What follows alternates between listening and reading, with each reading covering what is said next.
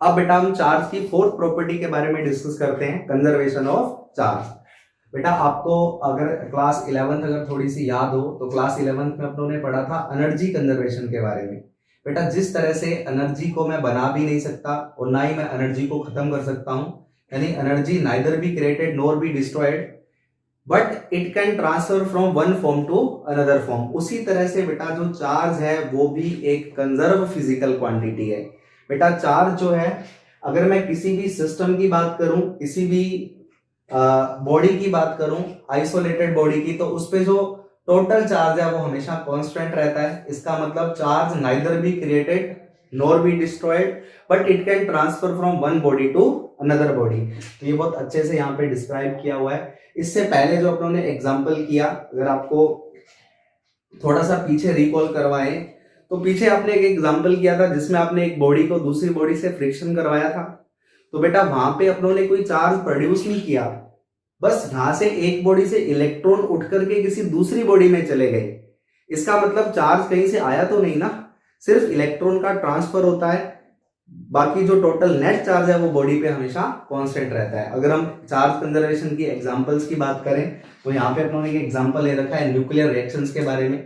तो nuclear reactions में भी चार्ज हमेशा कंजर्व रहता है। देखो किस तरह से रहता है, यहाँ पर अगर मैं बात करूं तो ये 92 और इधर ही आ गया 0, तो यहाँ पर टोटल Z यानी टोटल चार्ज कितना आएगा बेटा 92 प्लस 0, तो ये हमें 92 मिलेगा। और अगर हम राइट हैंड साइड की बात करें तो राइट हैंड साइड का अगर मैं सम करूं, क्योंकि ये Z से रिप्रेजेंट करते हैं, 56 प्लस 36, ये तो बेटा न्यूट्रॉन्स ही है, तो ये टोटल जो चार्ज आ जाएगा वो भी कितना आ जाएगा बेटा 92। इसको ऐड नहीं करना, पता लगे कि तुम इसको 3 ऐड कर रहे हो, तो ये बेटा एक्चुअली में है क्या ON1 मतलब ये न्यूट्रॉन्स है। जब ये चैप्टर आएगा, जब हम पार्ट 2 डिस्कस करेंगे तब न्यूक्लियर रिएक्शंस के बारे में डिस्कस करेंगे। तो अभी अपने को याद रखना है बेटा, जितनी भी न्यूक्लियर रिएक्शंस जो होती हैं वहां पे जो चार्ज है वो हमेशा कंजर्व रहता है। इसको charge neither be created nor be destroyed, it can transfer from one body to another body. अब बेटा हम चार्ज की फिफ्थ प्रॉपर्टी के बारे में डिस्कस करते हैं कि जो चार्ज जो है बेटा वो बिना मास के कभी भी पॉसिबल नहीं होता। देखो, लेकिन अब हम चार्ज की फिफ्थ प्रॉपर्टी के बारे में बात करते हैं। तो फिफ्थ प्रॉपर्टी क्या है बेटा, without mass charge is not possible but A mass can exist without charge. मतलब बिना मास के चार्ज कभी भी पॉसिबल नहीं है, लेकिन एक मास है वो बेटा वो बिना चार्ज के रह सकता है। जैसे एक एग्जांपल लेते हैं अपने, बेटा ये अपने को एक न्यूट्रल बॉडी दे रखी है, जैसे ये पेन है। अब इस पेन का मास तो है, लेकिन जब मैंने इसको रब ही नहीं किया, जब मैंने इसको फ्रिक्शन ही नहीं किया, तो क्या इस पे चार्ज होगा? तो चार्ज इस पे नहीं होगा ना बेटा। इस पेन का मास तो है लेकिन इस पे चार्ज अभी नहीं है।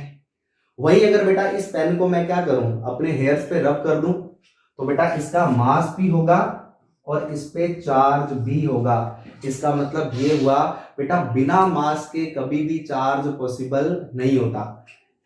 एक मास जो है वो बिना चार्ज के तो रह सकता है, एक मास जो है वो बिना चार्ज के तो रह सकता है, बट एक जो चार्ज है बेटा वो बिना मास के कभी भी पॉसिबल नहीं है। तो बेटा नेक्स्ट अपने चार्ज की 6 नंबर प्रॉपर्टी के बारे में बात करते हैं, जो हम पहले भी डिस्कस कर चुके हैं। नीट 2016 का क्वेश्चन भी अपनों ने जब चार्ज की डेफिनेशंस के बारे में पढ़ा था तब अपनों ने डिस्कस किया था। तो इसको हम प्रॉपर्टी में डिवाइड कर लेते हैं।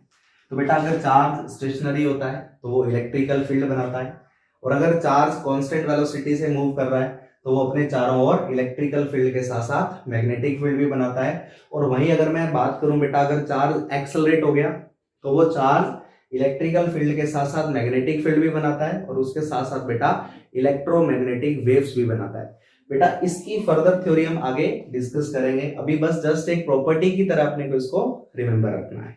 अब बच्चों अपने चार्ज की 7th प्रॉपर्टी की बात करते हैं। 7th प्रॉपर्टी अपने को कहती है कि जो चार्ज होता है वो इनवेरिएंट होता है।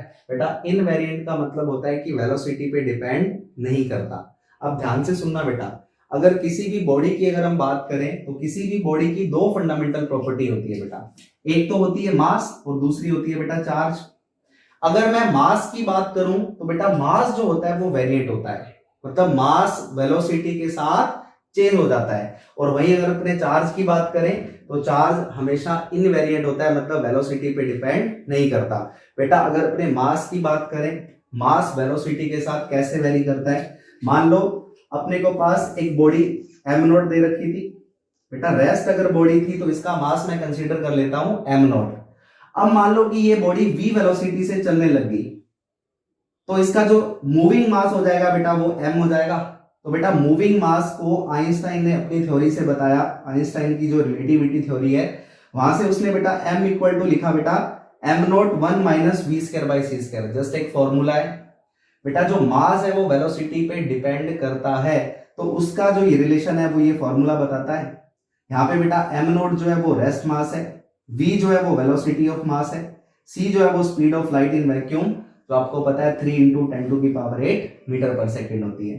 तो अगर कोई भी बॉडी जिसका मास m है वो v वेलोसिटी से मूव कर रही है तो उसका जो बेटा मूविंग मास है वो इस फॉर्मूले से देते हैं। वही अगर अपने चार्ज की बात करें तो चार्ज रुका हुआ है तो उसका चार्ज कितना है बेटा q नॉट, और अगर ये v वेलोसिटी से मूव करने लग जाए तो बेटा याद रखोगे कि इस तरह का कोई भी फॉर्मूला यहाँ पे पॉसिबल नहीं है बेटा। चार्ज इनवेरिएंट होता है, मतलब अगर वो रुका हुआ होगा तो भी उस पे चार्ज q नॉट है, और अगर वो मूविंग होगा तो भी उस पे हमेशा q नॉट ही रहने वाला है। यहाँ पर अपनों ने एक जस्ट एग्जांपल लिया, मान लो कि एक चार्ज है वो पहले रेस्ट में है, इस पे चार्ज q नॉट ले लिया, अब मान लो ये c/2 से भागने लग गया, तो अब बताओ इसका चार्ज कितना हो जाएगा। तो चार्ज बेटा इनवेरिएंट होता है, इसका मतलब इस पर वेलोसिटी का कोई भी इफेक्ट नहीं पड़ता, तो अब भी इस पे चार्ज कितना रहेगा बेटा q नॉट ही रहेगा। ठीक है, तो ये अपनों ने 7 प्रॉपर्टी डिस्कस की कि जो चार्ज होता है वो इनवेरिएंट होता है। नेक्स्ट बेटा इस प्रॉपर्टी को हम एक एग्जांपल से समझते हैं। जैसे आपको यहाँ पे क्या दे रखा है बेटा, if a body having rest mass m not, इसका मतलब रेस्ट मास कितना दे दिया बेटा आपको, एक बॉडी का जो रेस्ट मास है बेटा वो आपको m नॉट दे दिया। If it is moving with velocity c, इसका मतलब बॉडी की जो वेलोसिटी है वो किसके इक्वल दे दी बेटा, c के इक्वल दे दी। अब आपसे पूछ रहा है देन इट्स मूविंग मास, तो अगर मैं मूविंग मास की बात करूं बेटा तो मूविंग मास क्या होगा बेटा, क्या मेरे को m फाइंड करना है, तो m के लिए मैं कौन सा फॉर्मूला लगा देता हूं, तो क्या यहाँ पे मेरे से वो मूविंग मास पूछ रहा है, यानी m मेरे को फाइंड करना है, तो अपने कौन सा फॉर्मूला यूज करेंगे, m equal to m not 1 minus v square by c square use कर लेंगे। अब उसने अपने को v कितना दे रखा है बेटा, क्या इस v की जगह यहाँ पे c को पुट कर दिया जाए, तो बेटा जैसे ही तुम इसको सॉल्व करते हो तो m equal to m not 1 minus c square by c square, तो इसको जब आप सॉल्व करोगे बेटा ये कैंसिल हो जाएगा, तो ये 1 आ जाएगा, तो नीचे क्या बचेगा बेटा m नॉट डिवाइड बाई 0, तो इसका मतलब मूविंग मास मेरे को कितना मिल जाएगा बेटा, इन्फिनिटी मिल जाएगा। इसका मतलब अगर कोई भी बॉडी लाइट की स्पीड से मूव करने लग जाए तो उसका मास बेटा इन्फिनिटी हो जाता है। ठीक है, वहीं अगर अपनी चर्चा इस क्वेश्चन में करें कि अगर आपको किसी भी बॉडी जो है उसका जो रेस्ट चार्ज है बेटा वो q नॉट दे रखा है, अब उसकी जो वेलोसिटी है वो लाइट की स्पीड के इक्वल हो जाए, तो बताओ उसका मूविंग चार्ज कितना होगा। तो बेटा उसने क्यों पूछा है, तो आपको अच्छे से पता है यहाँ पर इस तरह का कोई भी फॉर्मूला पॉसिबल नहीं है। तो बेटा जो चार्ज होता है वो वेलोसिटी पे इंडिपेंडेंट होता है, मतलब रुका हुआ भी q नॉट है तो मूविंग भी कितना होगा बेटा q नॉट ही होगा, ये वेलोसिटी पे डिपेंड नहीं करता। तो इस तरह से हम एग्जांपल से इस प्रॉपर्टी को बहुत अच्छे से समझ सकते हैं। तो नंबर 8 प्रॉपर्टी क्या है बेटा, charge on a conductor and insulated body. पहले अपन चर्चा कर लेते हैं कि चार्ज जब भी मैं किसी भी कंडक्टर को देता हूं तो बेटा सबसे जरूरी बात, जब भी आप कंडक्टर को चार्ज दोगे, when charge given to a conductor then by the mutual repulsion, जैसे मैंने पॉजिटिव चार्ज दिया तो पॉजिटिव पॉजिटिव एक दूसरे को रिपेल करता है बेटा, तो म्यूचुअल रिपल्शन के कारण that charge immediately distributed over the surface of the conductor. मतलब अगर मैं किसी भी कंडक्टर को चार्ज देता हूं, चाहे वो प्लस हो चाहे वो बेटा माइनस हो, तो तुरंत कहां पे आ जाता है, तुरंत उसकी सरफेस पे आ जाता है। इसका मतलब जब भी तुम किसी भी कंडक्टर को चार्ज दोगे तो बेटा ये एग्जांपल में ये सारा का सारा चार्ज कहां डिस्ट्रीब्यूट हो जाएगा, सारा का सारा चार्ज उसकी सरफेस पे डिस्ट्रीब्यूट हो जाएगा। दूसरा आपको जैसे नाम से ही पता लग रहा है, जैसे कंडक्टर है तो चार्ज इसमें कंडक्ट हो जाएगा, तो जैसे ही चार्ज आपने कंडक्टर को दिया तो सारा का सारा चार्ज इमीडिएटली उसकी सरफेस पे आ जाता है। क्वेश्चन ये उठता है कि चार्ज का डिस्ट्रीब्यूशन किस तरह से होता है, तो बेटा मैंने चार्ज का डिस्ट्रीब्यूशन, चार्ज डिस्ट्रीब्यूशन को मैंने सिग्मा से डिनोट किया, तो सिग्मा इनवर्सली प्रोपोर्शनल टू होता है आर, जहां पे आर होता है बेटा रेडियस ऑफ कर्वेचर। अब ध्यान से देखिएगा, ये आपको एक कंडक्टर दे रखा है, इस कंडक्टर को अगर मैं चार्ज दूं तो आपने मुझे ये बताना है कि चार्ज कहाँ कहाँ आएगा। आपको एक बात तो बहुत सिंपल सी बात पता ही है कि जब भी आप कंडक्टर को चार्ज दोगे तो सारा का सारा चार्ज तो बाहर उसकी सरफेस पे आ ही जाएगा, लेकिन कहाँ ज्यादा आएगा कहाँ कम आएगा तो बेटा वो किस पे डिपेंड करता है, वो डिपेंड करता है रेडियस ऑफ कर्वेचर पे। और किस तरह से डिपेंड करेगा, sigma is inversely proportional to R. बेटा जहां पे रेडियस ऑफ कर्वेचर कम होता है वहां पे जो चार्ज डिस्ट्रीब्यूशन है वो ज्यादा होगा। देखो जैसे ये कंडक्टर एक एग्जांपल लिया हुआ है आप लोगों ने, यहाँ पे अगर मैं रेडियस की बात करूं बेटा, इसको मैं डिनोट कर देता हूं R1 से, इसकी रेडियस को मैं डिनोट कर देता हूं R2 से। इस कंडक्टर का मैंने इस तरह से रेडियस ऑफ कर्वेचर यहाँ पे मैंने कंसीडर कर लिया बेटा। अगर मेरे को यहाँ का लेना होता तो मैं यहाँ पे एक बड़ा सर्किल बना लेता।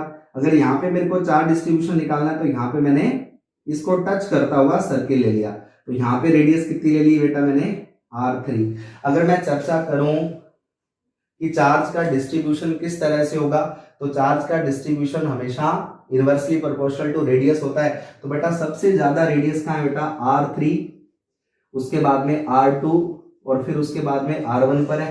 तो बेटा चार्ज सबसे ज्यादा कहाँ डिस्ट्रीब्यूट होगा, तो चार्ज सबसे ज्यादा कहाँ डिस्ट्रीब्यूट होगा, कहाँ रेडियस सबसे कम है। इसका मतलब sigma 3 is less than sigma 2 is less than sigma 1। तो सबसे जो ज्यादा जो चार्ज डिस्ट्रीब्यूट होगा वो बेटा कहाँ पे हो जाएगा, सिग्मा 1 पे, यानी यहाँ जो चार्ज है वो ज्यादा डिस्ट्रीब्यूट होगा।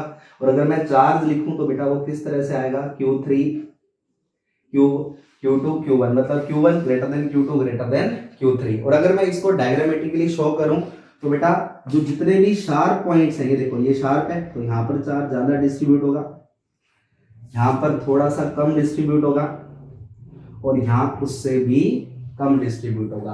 तो इस तरह से हम चार्ज डिस्ट्रीब्यूशन निकालते हैं कि जब भी किसी भी कंडक्टर को आप चार्ज देते हो सारा का सारा चार्ज बेटा उसकी सरफेस पे आ जाता है। ठीक है, तो बच्चों यहाँ से अपने को क्या रिजल्ट मिला, जहाँ पे रेडियस ऑफ कर्वेचर कम होता है वहां पे चार्ज डिस्ट्रीब्यूशन ज्यादा होता है।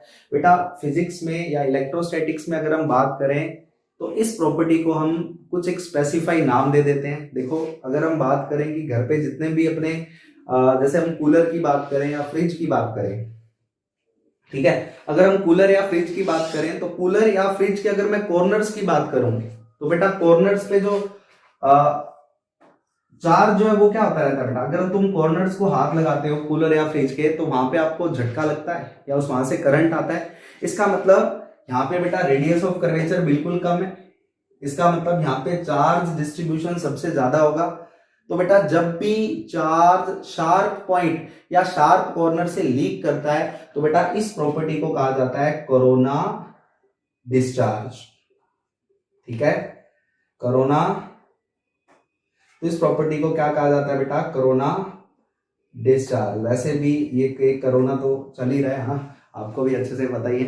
तो जब भी चार्ज शार्प पॉइंट से लीक करता है तो इस प्रॉपर्टी को बोला जाता है बेटा कोरोना डिस्चार्ज। ये कई बार एनसीईआरटी में पूछ लेता है डेफिनेशन, तो बहुत ही सिंपल है बच्चों।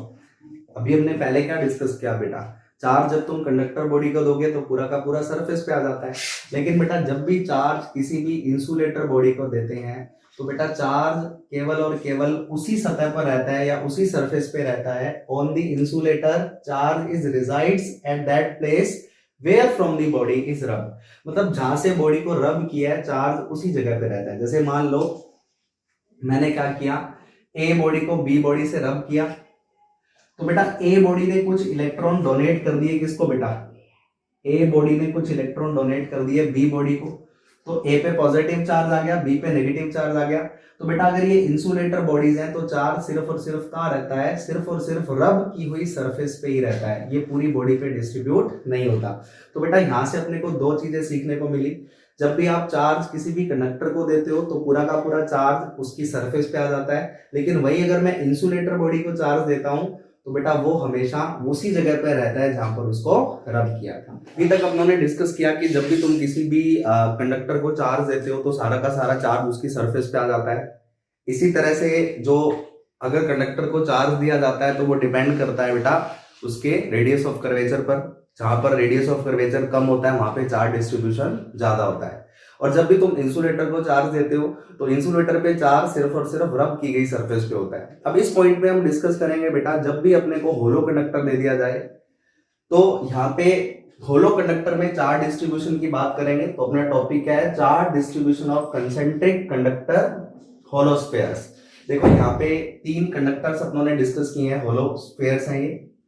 लेट कर लेते हैं कि इसको मैंने Q1 चार्ज दिया, इसको पूरे को मैंने Q2 चार्ज दिया और इसको Q3 चार्ज दिया। अब आपसे क्वेश्चन कैसे पूछेगा, क्वेश्चन आपसे पूछता है कि अगर इनको Q1 Q2 Q3 चार्ज दे दिया जाए तो इसकी इनर सरफेस पे चार्ज बताओ कितना आएगा, इसकी आउटर सरफेस पे चार्ज बताओ।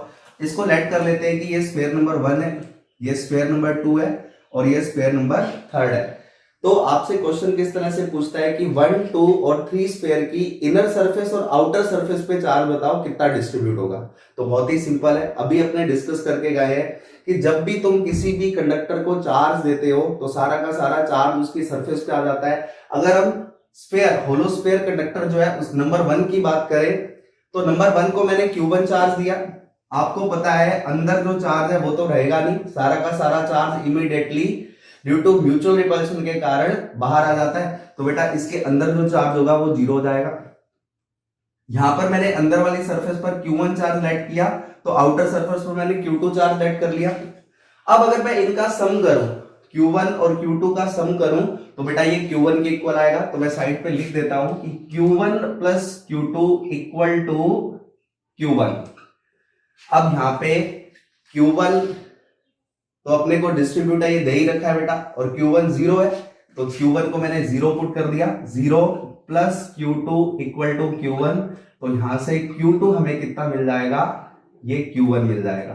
तो इसका मतलब Q2 चार्ज कितना आ गया, Q1।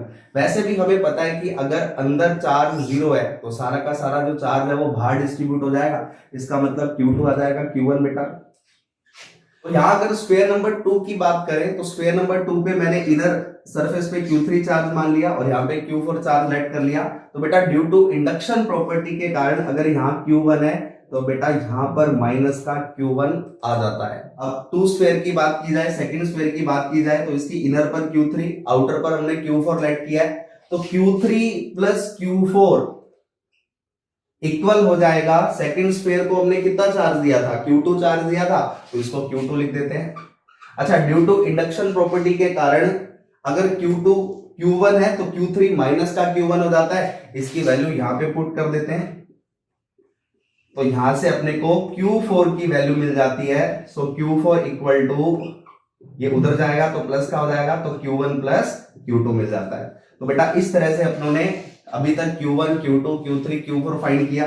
अब अपने स्फीयर नंबर 3 की बात करें तो इसकी इनर स्फीयर पे हम लेट कर लेते हैं Q5 और आउटर सरफेस पे लेट कर लेते हैं Q6।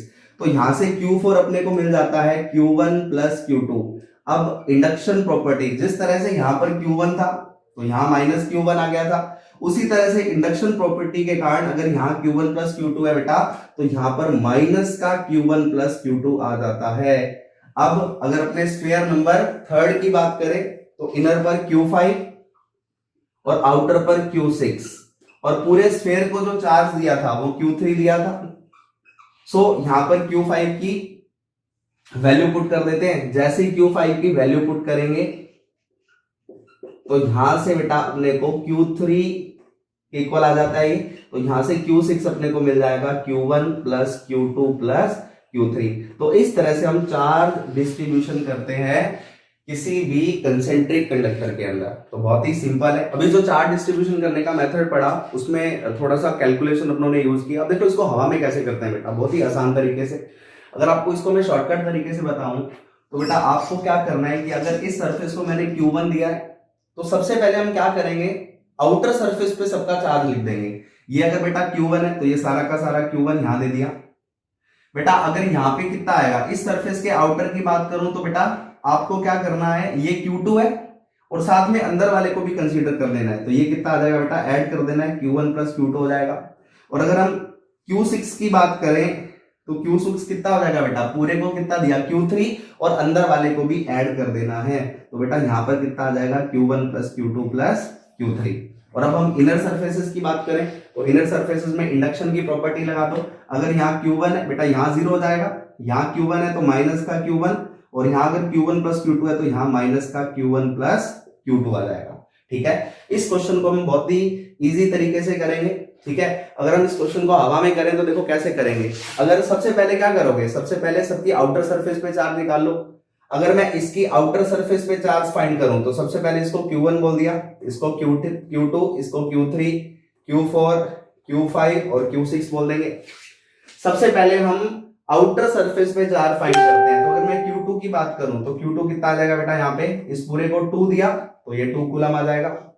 अब हम इसकी आउटर सरफेस Q4 की बात करें तो Q4 आएगा बेटा पूरे को 3, और अंदर कितना था 3 और 2 5, तो यहां हम लिख देंगे बेटा 3 + 2, तो ये कितना मिल गया अपने को 5 कूलम मिल गया। अब इसकी आउटर सरफेस की बात करें यानी Q6 कितना आएगा, तो Q6 पे टोटल कितना है बेटा, यहाँ पर 6 है और अंदर वाले को भी ऐड करके लिख देना है, 6 + 3 9 और 2 11, तो यहाँ पे हमें 11 कूलम मिल जाएगा। अब हम इनर सरफेस की बात करें तो इंडक्शन प्रॉपर्टी लगा देते हैं। अगर यहाँ 2 कूलम है तो बेटा यहाँ माइनस का 2 कूलम हो जाएगा। अगर यहाँ 5 कूलम है तो Q5 बेटा माइनस का 5 कूलम हो जाएगा। तो इस तरह से हम किसी भी कंडक्टर में चार्ज का डिस्ट्रीब्यूशन करते हैं जब कंडक्टर कैसा हो बेटा, स्फेरिकल कंडक्टर्स दे रखे हो।